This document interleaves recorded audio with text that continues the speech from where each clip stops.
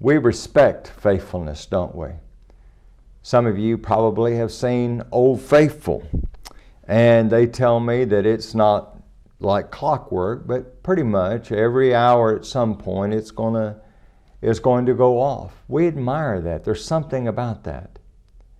In 1 Corinthians chapter 10, verse number 13, Paul would write, "But God is faithful, who will not allow you to be tempted beyond what you're able to bear, and with the temptation will make a way of escape." Faithfulness is a characteristic of God, and it needs to be a characteristic in our life. Rahab was a person of faith based upon the evidence, meager as it might have been, based upon the evidence. She had a saving faith that caused her to be obedient. We're going to talk about that tomorrow, but it also caused her to be concerned about others, particularly her family. I want you to notice with me verse number 12 and 13.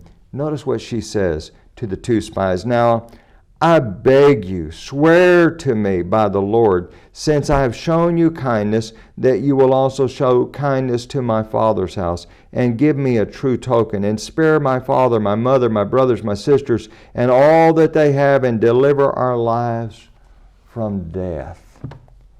You know, it's an amazing thing to me.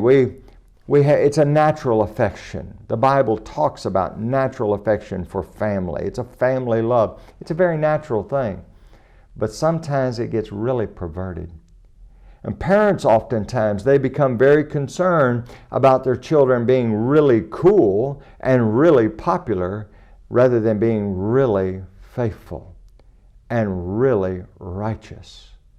And we need to be concerned about those who are around us, and we begin by, number one, being faithful ourselves. By taking the evidence, getting rid of our pride, getting rid of our selfishness, taking the evidence, and basing conclusions only upon the evidence that's before us. And let me tell you, there's abundant evidence. And let me take just a moment here before we close out this study to say, if you need help, if you need to study, if you'll send us an email, we'll respond and help you in any way that we can. If you live a great distance off, we'll try to find someone who can study with you. Because you see, here's the bottom line. Faith comes by hearing, and hearing by the Word of God. And faith is the victory. Join us again tomorrow.